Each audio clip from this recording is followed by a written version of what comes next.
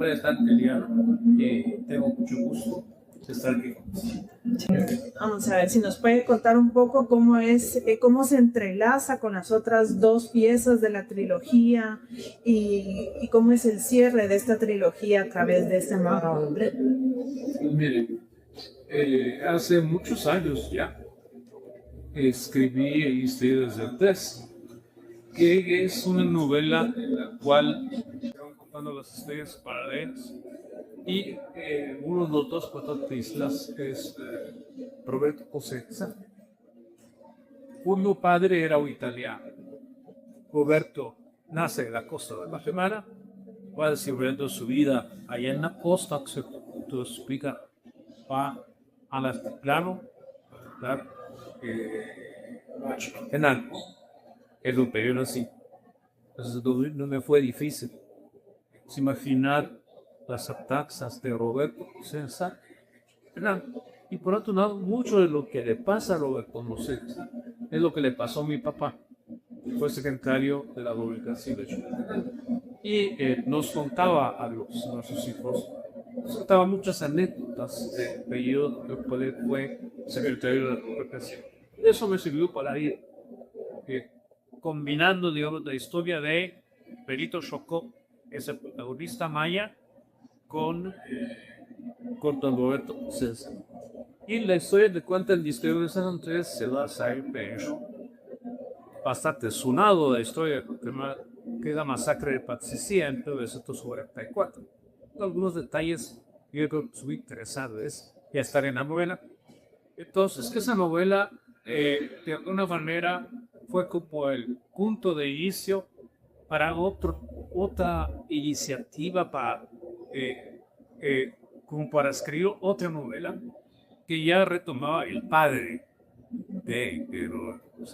se llama Antonio, nace en Calabria, Italia, viaja a Guatemala y lo que se cuenta pequeña historia de viajes de italianos, que la segunda novela de la trilogía es cómo estos italianos viajan a Guatemala y cómo se establece, qué aventuras tienen y todo eso, que también saco, digamos, de la experiencia de los italianos por vivir aquí. Yo estaba completar la historia con el hijo de Roberto Cosenza, que se llama Diego Cosenza. Y esta novela, la última novela que vamos a presentar este sábado, 11 de julio, aquí en Bajadas, es ya más adelante. Es la historia de Diego Cosenza que va viviendo, sobre todo los años 80, en lo que van a ser dramáticos. Y que lo arrastra de toda la dinámica de la historia y se cuentan muchas cosas que pasaron en estos años, más el regreso de Diego a Italia, se hacía decir, don Antonio Mosel sabía viajar a Italia, a Guatemala, y 2 generaciones después, Diego Cosenza regresa a Guatemala, Italia, y con eso se cierra la trilogía de los Cosenza. Cómo a través de la narrativa, pero también de estas historias ficcionadas, se puede abordar una memoria histórica que es cierta, que es a veces como intangible para muchas personas. Entonces, este libro, ¿cómo aproxima a la audiencia, a los lectores, a las lectoras, sobre esta época de grandes hechos trágicos, pero también de grandes luces y grandes esperanzas? Mire, esto es una cuestión misteriosa y al mismo tiempo bastante sencilla, porque la historia de América Latina en general y de Guatemala en particular es una historia que está allí y esta baraca no la cuenta. Hay cosas que pasan en nuestros países que parecen relatos de literatura, y entonces uno tiene más que poderse contarlos. Frecuentemente me repito a mí mismo que las historias están ahí colgando y lo único que puedo hacer es arruinarlas, porque ya están contadas. Entonces, tantas cosas que han pasado, como usted, bueno, que yo lo he contado, que ha contado otros, es la historia del presidente Arlex, que es como se conforma esa historia, es una especie de gran tragedia. al estilo de las grandes tragedias griegas. Entonces, como un personaje brillante, apuesto, que llega a ser presidente de la República, después va cayendo, va cayendo, va cayendo, y en su tragedia arrastra la vida de su familia. Es una historia de Sameyo. Entonces, haber vivido en Guatemala durante un cierto periodo de tiempo es una invitación a contar ciertas cosas. Y haber vivido en Guatemala en los años 80, pues mire, pasó de todo, pasó absolutamente de todo. Y claro que, ¿por qué uno lo ve esta novela? Porque es lo que está en ficción. Porque la ambición no es contar la historia a tus documentales. La ambición es contar la historia como se reelabora en la cabeza de uno. Entonces, no necesariamente en las aventuras de Diego Cosenza se va a contar lo que pasó, sino que se va a contar cómo yo recuerdo eso, que no es exactamente lo mismo. Hay un dicho muy popular, ¿no? Cada quien habla de la feria según recuerda ella. Entonces, esto solo hablar de la feria según cómo es como la correntada de un río desbordado. Yo se digo, la historia es eso. No he pensado vivir acontecimientos ni dramáticos o cómicos o extraordinarios. No lo ha pensado. Está preparado para vivir una vida en tranquilidad normal. En cambio, ese río desbordado hizo ese río.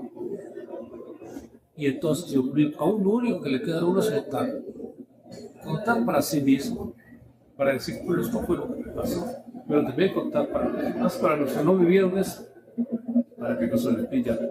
Esto me parece sumamente importante y muy rico a la vez, porque digamos, bueno, la historia está contada, tal vez hay una historia oficial, hay otras historias, las verdades, las cifras, que a la vez no deja de ser un poco frío, pero al contar desde la experiencia propia y desde las narraciones que también tiene voces de otras personas que vivieron, que confluyeron en un momento histórico, en algún lugar, por ejemplo, en la universidad, le da ese sentido humano. Y precisamente cómo es que todo este río desbordado fue ese momento de represión, tocó las vidas de muchas personas y que seguramente va a ser un lugar común con otras personas que han tenido esa experiencia y que trágicamente pues no deja de haber similitudes en una criminalización actual, en un exilio actual que vive ahora Guatemala. Entonces a mí me parece que toda esta narración, aun cuando, que, como dice usted, no pretende ser de esa otra forma de historia, creo que la riqueza que tiene es que lleva todos estos elementos que son sumamente personales y que atraviesan la humanidad de las personas, las expectativas, los sueños, los proyectos de vida. En ese sentido, ¿cómo podría describir usted a este personaje? Cuéntenos, díganos cuáles eran los sueños de este personaje, sus expectativas de vida, joven, ¿en qué soñaba? Y le voy a contar una cosa. Bernal Díaz del Castillo vivía en la Diego.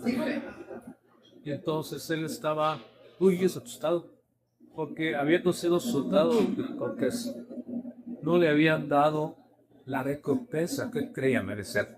Le habían dado tierras y escopetas, pero él consideraba que le habían dado poco en comparación con lo que él creía en derecho. Entonces escribe para reclamar que le den un poquito más que no le dio, pero para reclamar, mire, escribe la verdadera historia. ¿Y cuál es la verdadera historia para Díaz del Castillo? Es decir, es lo que yo viví. Es lo que los historiadores llaman la historia de lo visto y lo vivido. Entonces, bueno, escribir esa historia llena de textuales pequeñitos, de anécdotas, de cosas imposibles de comprobar. Por ejemplo, él dice que la vihuela que llevaban los españoles y que azotó a la población indígena de América, en México y Guatemala, él dice que la llevó un esclavo Gustavo Negro, que tenía, creo, Pánfilo de Narváez. Creo que era Pánfilo de Narváez, eso no es, pero lo cierto es que le atribuyen a ese, no sabemos si es verdad, pero falta también que uno al final se crea. Y cuando él termina su obra, se la lleva a los licenciados de la Universidad Cercana. Eran los licenciados que dictaminaban si iba a estar, y le dicen, no, que esta obra es demasiado grande, además todo es yo, se cuenta todo, yo vivo aquí. Se dice una cosa, y no dice, si yo hablo de mí mismo, digo que de hablar, iban a hablar de mí, los pajaritos estaban en los árboles. Yo soy el que estoy dando testimonio, y ese es el valor del testimonio. Y como sabemos, la verdadera historia de Ejido Guatemala de Carnal es uno de los grandes clásicos de nuestra literatura. Y es uno de los grandes clásicos también de la historia. Entonces, sí. ¿Qué le pasa a Diego José de Sá? Diego José de Sá cuenta lo visto y lo vivido. Es decir, no necesariamente cada anécdota es comprobable con datos. Es comprobable solo con la memoria que preside el relato. Es un relato memorioso, es un relato con muchas anécdotas, solo de anécdotas. Porque, claro, digamos, la historia científica desprecia la anécdota. La literatura ama la anécdota. Y que es su obra literaria. Y muchos, perduramente, muchas cosas son imaginadas que hubiera pasado sí. Y otras, pues los lectores verdaderamente leías la verdad íntima, la verdad interna que hay en eso. Quisiera preguntarle, bueno, hay una como insistencia a veces en que nos preguntamos que cómo nos imaginamos que hubiera sido, por ejemplo, el desarrollo de esta Guatemala, si estas personas, estos personajes que también confluyen en la obra, quizás no estuviesen desaparecidos o no hubieran sido asesinados, no hubieran tenido que ir a decir. Mire, yo sobre eso tengo una opinión personal, ¿no? Y es que Guatemala sería mejor, con toda esa gente de desaparecidos. Y usted me decía hace un rato, las cifras. Entonces nosotros sabemos que en Guatemala hubo 40,000 desaparecidos. Es una cifra imponente. Si usted piensa que Argentina, que ha emitido mucho ruido en la historia de los desaparecidos, Argentina tenía 30,000 desaparecidos. Y el territorio mucho más vasto. El número de población es mucho más vasto. Para su población, lo que eso subió. Para eso, enorme. Pero 40,000 desaparecidos no le sustituyeron a usted la experiencia de haber tenido amigo. ¿Qué ha sufrido eso? O un compañero de trabajo. Había Universidad de San Carlos. En esa época era una universidad muy diferente de ahora. Había gentes llenas de ideales que, por sospechosos, tener ideales y eran sospechosos. O sospechosos que se merecieron de la gente que él conocía y estimaba por la honestidad, por la rectitud. Esa mente habría dado mucho que valor. Pero muchos que no solo los desaparecidos, los que se fueron. Guatemala sufrió un par de momentos terribles que para el 54.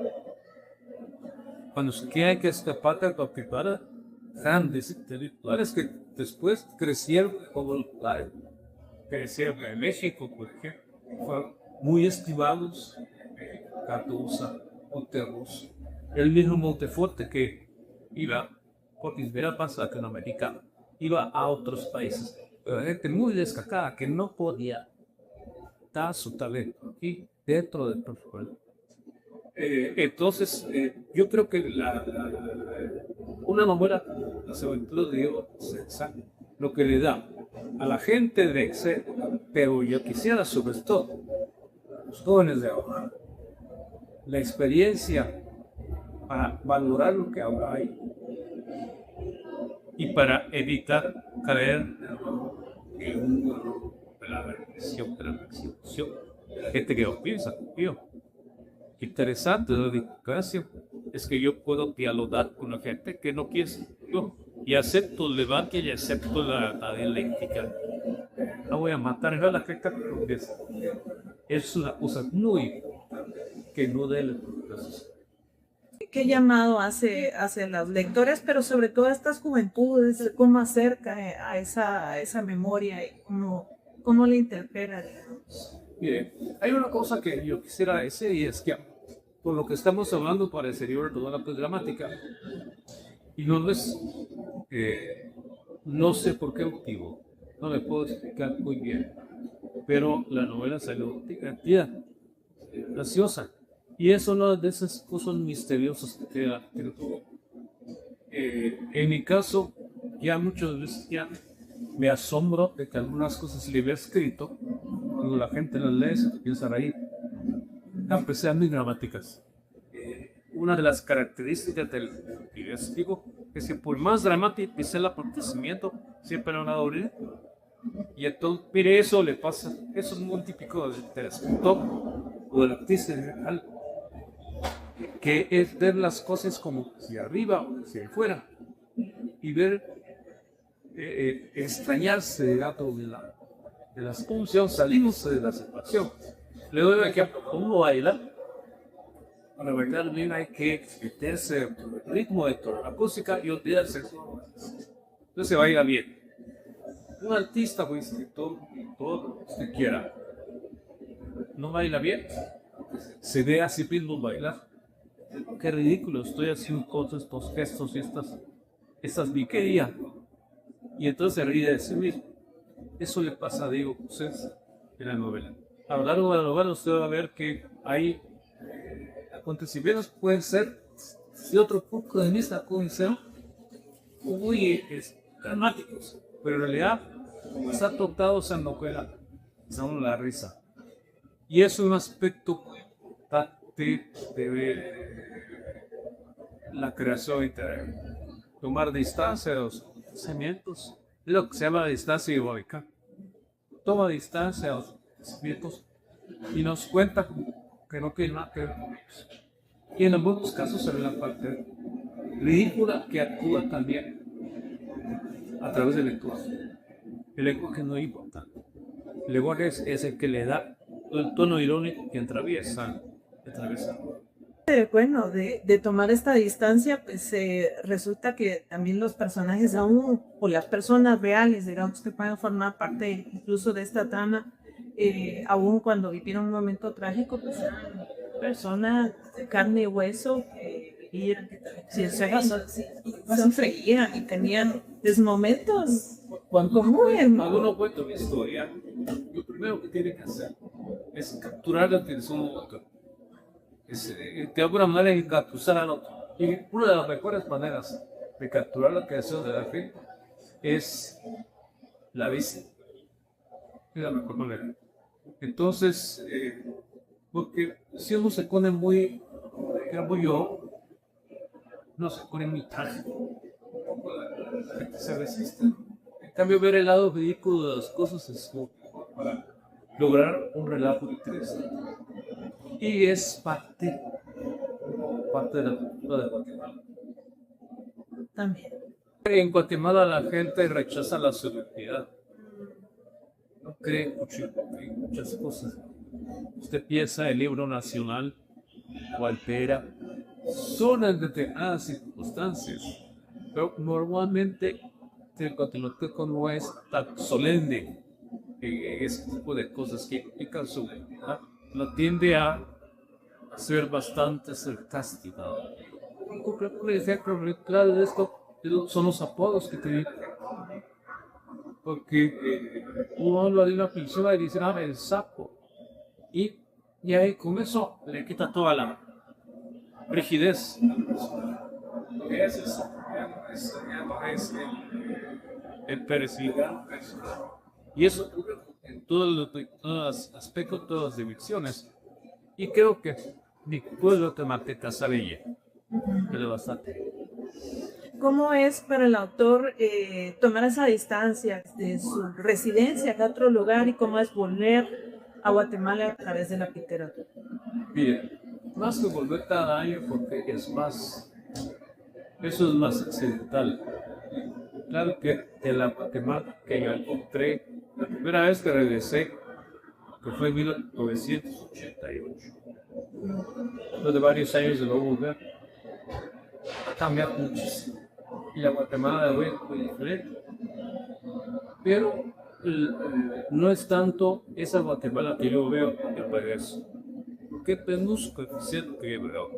Yo veo, por ejemplo, el tráfico, que es un tema de conversación si frecuente, la delincuencia, qué sé yo, pero los chismes familiares, pero no veo, en realidad es la novela la que me hace regresar a Guatemala. Una cosa que me asombra a mí y asombra a otros es que había olvidado la mayor parte de ir fuera de Guatemala. Todas mis novelas transcurren en Guatemala. Y eso obedece a una necesidad, la necesidad de reconstruir Guatemala dentro de mí y volverla una profesión. De manera que yo estoy siempre, constantemente recuperando Guatemala. Y curioso que viviendo Guatemala dentro de las ciudades. Para muchos, la nostalgia es la comida. Entonces se pueden hacer tortillas sin decir cuenta la pasa. Y en Estados Unidos sí, se pueden hacer frijoles, se pueden hacer platanitos, en fin, para recuperar la patria terrestre. Pero en mi caso es que toda la recuperación está en la literatura, está en las historias de los 50, está en la memoria, está en la reelaboración de la patria a través de las experiencias. Y muchas veces se quedan una cosa muy interesante, que es así. Esto es, digamos, la esencia del relato. Refleja bastante bien lo que es la situación. Pero en realidad es una reelaboración mental, una reelaboración nostálgica mental. Pero de alguna manera la eficacia de la literatura es hacer creer que es así. Que es así en muchos casos, que no debe ser así. También en el libro se aborda estas migraciones internas, cómo interfieren en la vida del tiempo estos cambios geográficos a lo largo del civil. Dice que esto de la migración interna ya está en el misterio de Cervantes. El protagonista Muerto vive bien en la costa, está desarrollando su vida en la costa y de repente lo jala del cambio bastante fuerte de la costa de América Latina. La diferencia entre costa y sierra, que costa y montaña, es mucho más fuerte que las fronteras políticas. La gente de la costa es completamente diferente a la gente de la montaña. Hay caracteres culturales diferentes. Y eso lo puede ver usted en toda América Latina y también para todo Puerto. Pasa de un ambiente costeño a un ambiente montañoso. Y eso le cambia. Pero después, los aberturas del río Posesa, la familia se va a pasar del llano a la ciudad de Guatemala. Y de la ciudad de Guatemala a Italia. Entonces hay un nomadismo constante en los cruceros. Los quizás se van y vienen.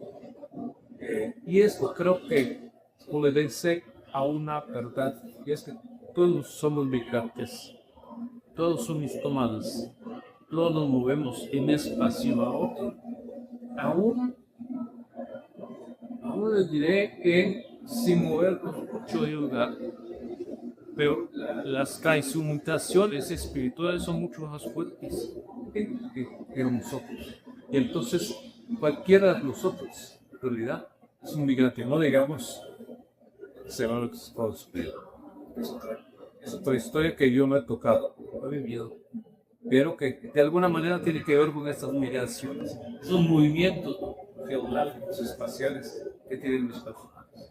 Si quisiera o pudiera resumir las aventuras de Diego Puzés en una sola idea, para quienes aún no la han leído o están por conocer esta obra y ver la presentación próxima que va a ver, ¿cuál sería esta idea central? Tu idea, una sola idea. Sería otro todo, pero bueno, sería la divertida vida de Diego Puzés. Creo que ahí estaría la síntesis. Hay vida, esa novela, y hay también diversión y entretenimiento. Por eso es lo que condensa la idea. Termina un poco prematuramente, pero habría espacio para otra novela más. Pero creo que es por economía y por piedad del lector habría que será la saga, la Julia Conciencia, que inicia Calabria, sigue en la costa, sube pero es casi y regresa de nuevo a Italia, se cierra el círculo y creo que eso sería suficiente como lectura. Cuando los lectores siguen al autor, pues esta añoranza ya de los personajes, ¿no? Y de pronto pues, se quedan con esta ausencia, este luto de que ya no hay otra saga. Bueno, eso es lo ideal para un lector y para un autor, que cuando uno cierra el libro dice porque se acabó. Quisiera seguir leyendo más. Eso sería lo ideal para mí como escritor, que un lector dijera en las que se acabó, bueno, para que sea así. Lo que me ha pasado a mí. Sí, que está entre quiero saber en qué termina, pero no quiero que se termine. Exactamente. Pero ¿sabes por qué lee uno? No lee porque quiere saber cómo termina. Sí. Siempre. Toda historia, uno sigue la historia o quiere saber qué va a parar. Y hay cosas, quiere saber de qué va a parar, no se sabe. Esto nos da un poco su proceso de escritor. El proceso de escritura quizás es simple. Yo soy tú. Quiero decir que toda mi vida yo funciono muy bien de las 5 de la mañana en adelante. Y en la noche no puedo ni pensar. No escribo, bueno, no es mi hora.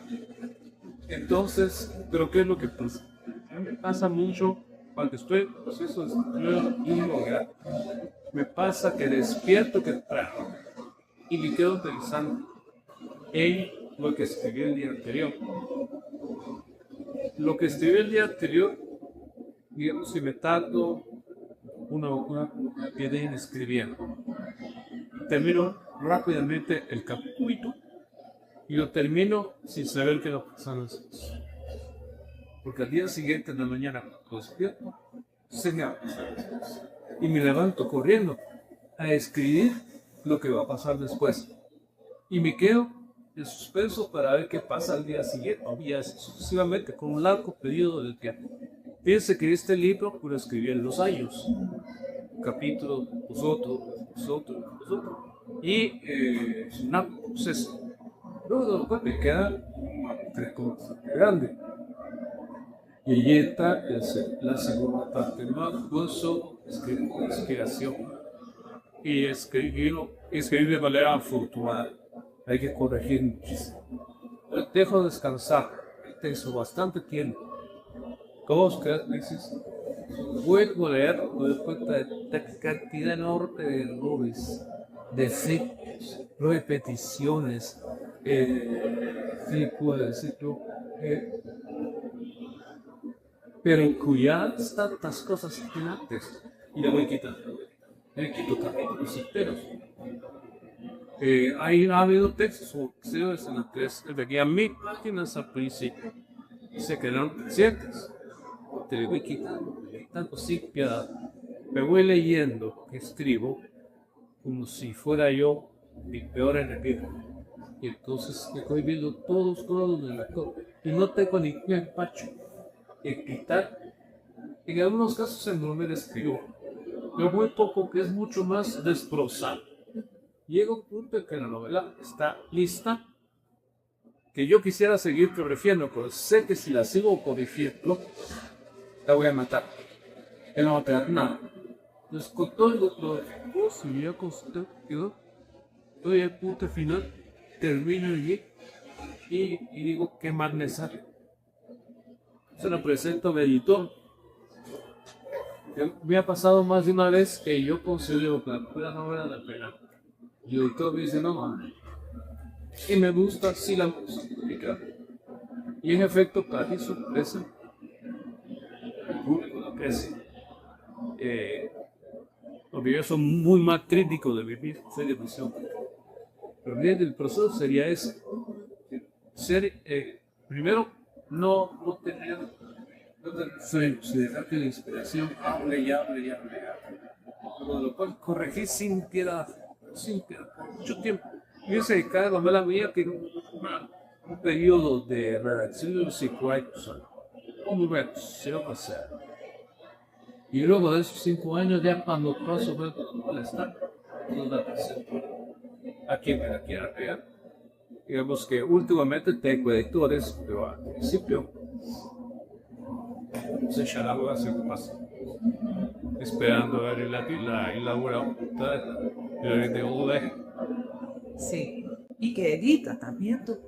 Y que lo quieran editar, que no es seco siempre es, sino mire, antes ejemplo, usted piensa que Miguel Ángel Asturias, el señor presidente, no encontró ni un solo editor. Todos los editores le rechazaron la novela. Es como que pagarse él la primera edición y no está como tú ves. Pero tenía fe en sí mismo, tenía fe que lo que escribía estaba bien.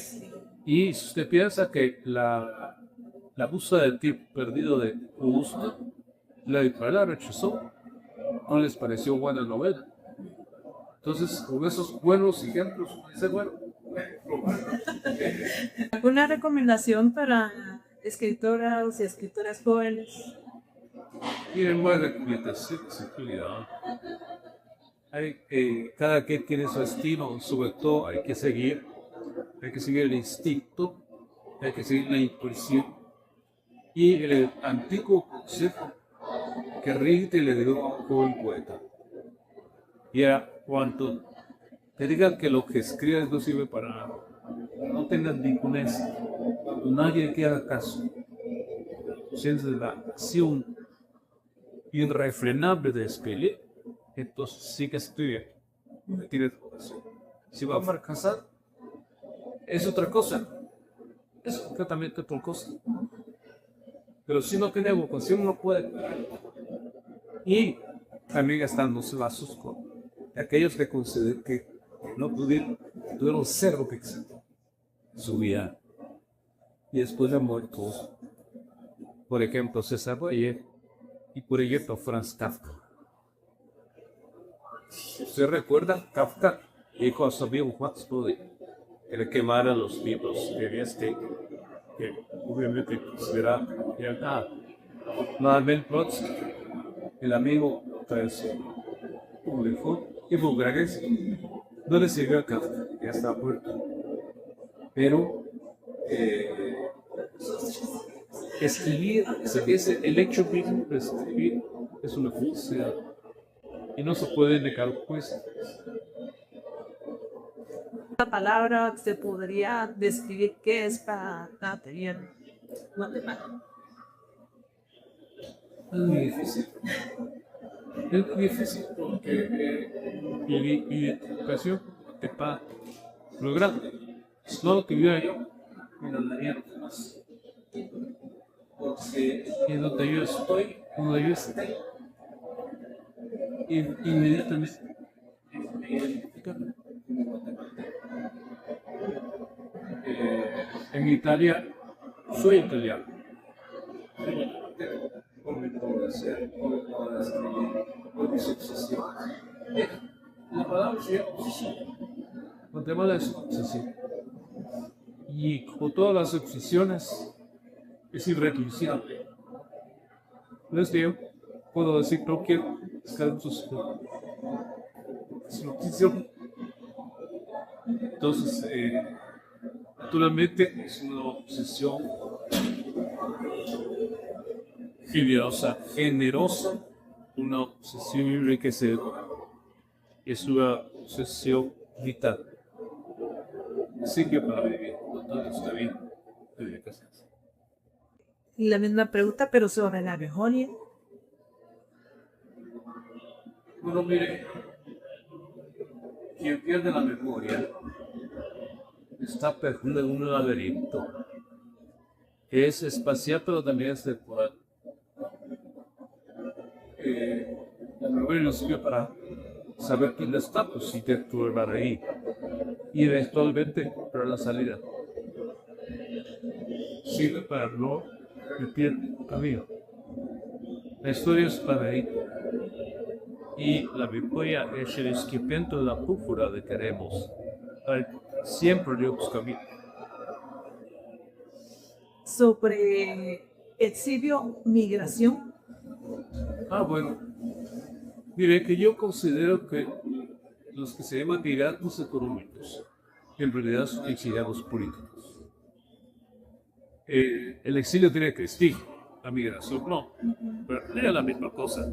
Quien escapa de su país, que no puede vivir en él por cuestiones económicas, es porque la política del país lo ha expulsado de ese país. Es un exilado político. Y de alguna forma, aunque la gente no está muy consciente, hay una profunda cuestión que con la migración, si en el país hubiera las condiciones de igualdad, fundamentalmente de igualdad y de libertad para vivir, la guerra no se iba, el no se iría. La gente se va porque la igualdad es una migración económica, pero es la pena de Dios. Sobre la literatura. Mire, la literatura para mí ha sido la razón de la vida. Yo no podría vivir sin la literatura, sin el arte de la literatura. ¿Qué es? ¿Qué es la literatura? No sabía muy bien qué responder, porque le respondería siendo un ocioso. La literatura es la razón de la vida. Pero en realidad, ¿por qué uno busca el arte? ¿Qué es lo que me empuja a buscar el arte?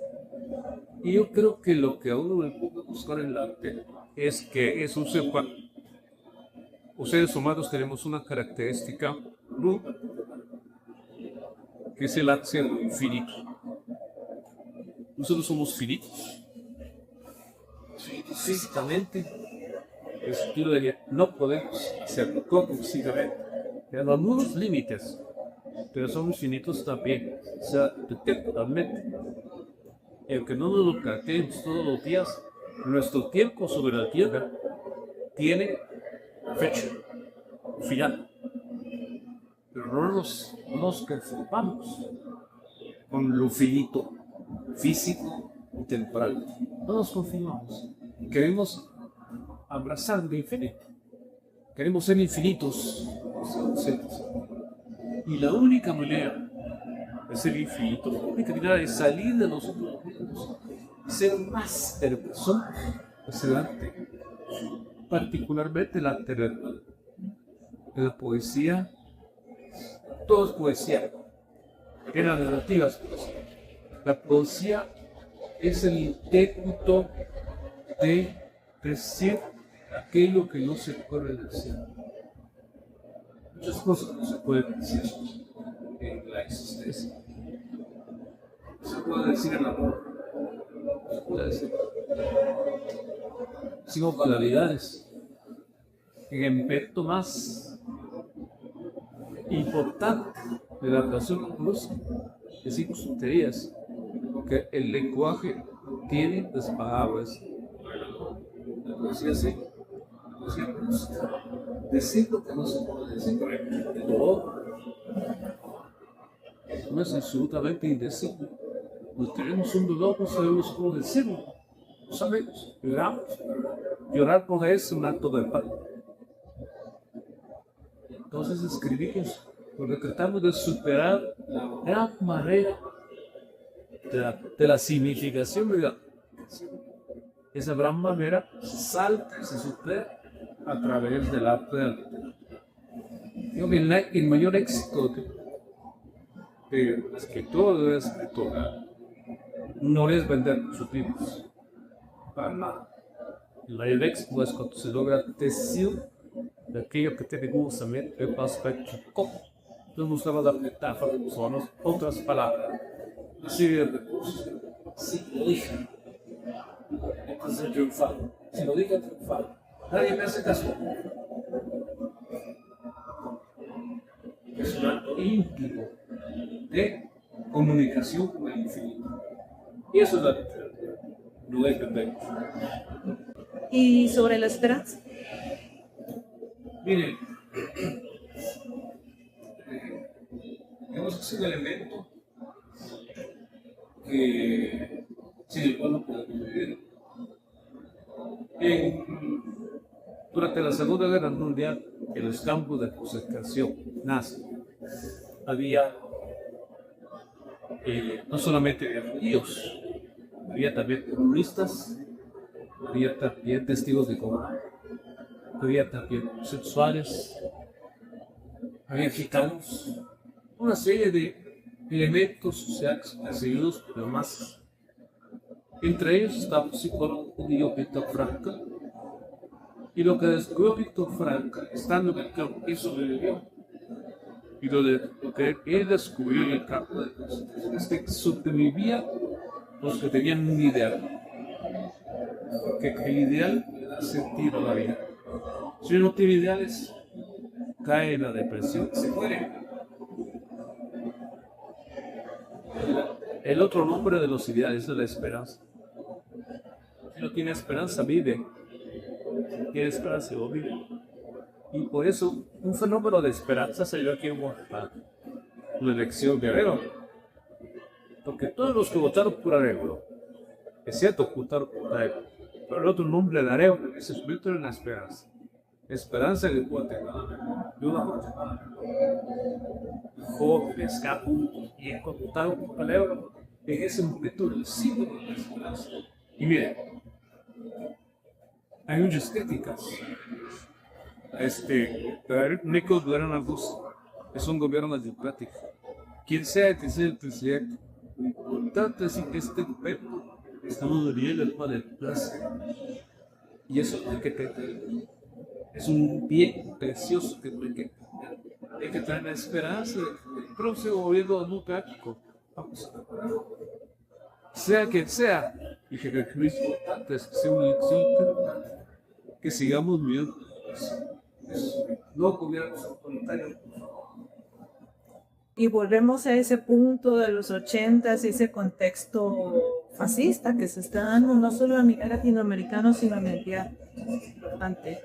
Esta esperanza que me Sí, y vivió cuando gobiernos dictatoriales, gobiernos autoritarios, y de las experiencias, es la experiencia que claro, en América Latina están surgiendo muchos gobiernos autoritarios.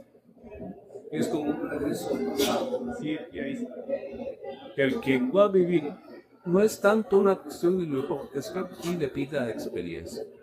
Ya tenemos experiencia, no me quiere más.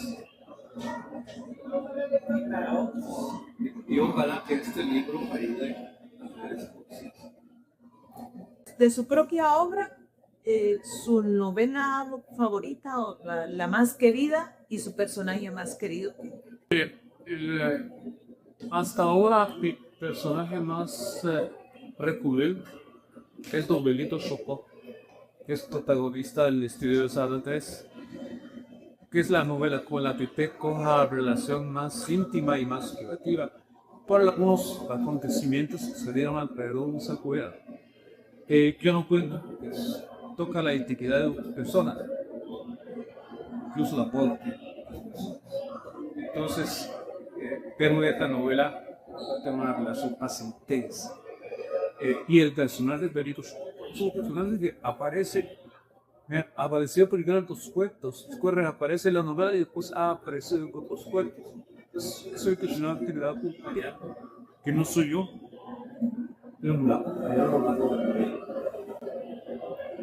Pues muchas gracias, Dante, por esta entrevista, por sus palabras, por toda esa energía que está puesta no solo en la novela, sino en sus palabras y que transmite ahora a través de este encuentro para los lectoras y nuestros lectoras, y que por supuesto se interesen por leer este cierre de la trilogía. Muchísimas gracias por las preguntas. Mil gracias.